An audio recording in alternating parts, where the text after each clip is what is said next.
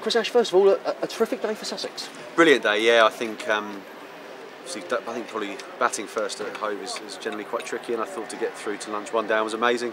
I think Finchy was outstanding. It's been really hard work up top early season for him to come through and get 80 today and really set us up. It was outstanding. Obviously, Luke Wells gets the headlines, as he deserves, with a brilliant innings again. What would you have done if you'd won the toss? It's $1 million question, isn't it? You know what, we probably would have had a bowl.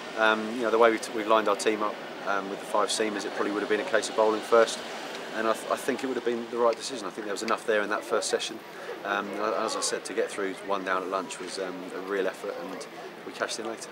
Let's talk about some of the batsmen. You mentioned there Harry Finch. He's been out of runs in the Championship. Yeah, and I'd say out of runs rather than out of form, because he's been playing well, and he played well in the one-day stuff as well. So there's a very big difference there, and he's actually been playing really well. Sometimes it just goes like that.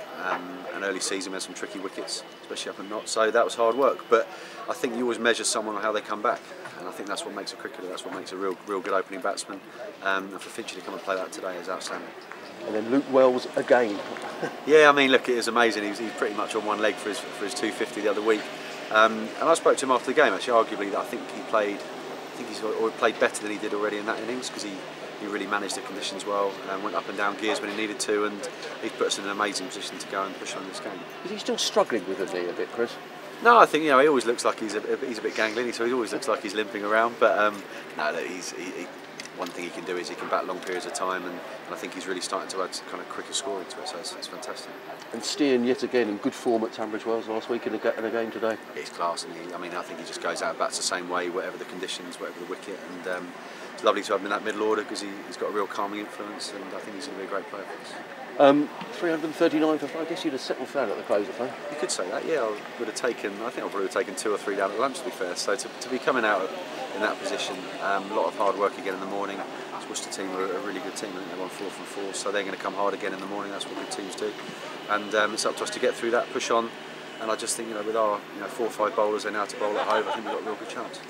I'll ask about the captaincy. First of all, Luke, how surprised were you by Luke standing down, Chris? Obviously I was surprised. I mean, he's spoken to me in the last week or so, and just mentioned it a few times. So it was a shock when it comes, as it is any time. But having seen him over the last few weeks, it's not a massive surprise. And I think the shackles have been lifted, and he was back to his normal self tonight. Yeah. Had he been a bit down in the dumps, Chris, do you think? I think as captain, it's all encompassing, isn't it? You've got so much to deal with.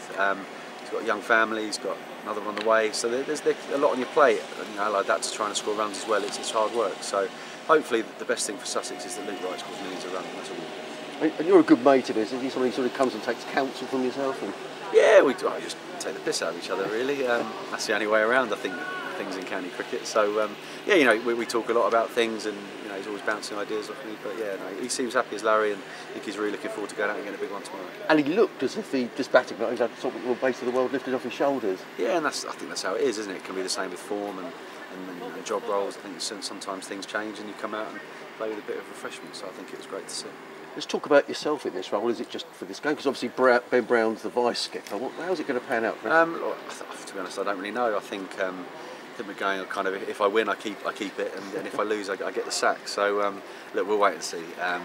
I think we've got 2 games, and then Brownie could be coming back after that. So I'm just happy just to help out these 2 games and see where we get to. And I've asked Luke this question a number of times. I mean, it's been a tough start to the season for Sussex, but and you've got these 3 teams that have sort of got away a little bit at the top. So important this game, Chris. Massive. We set our target out after the first 2.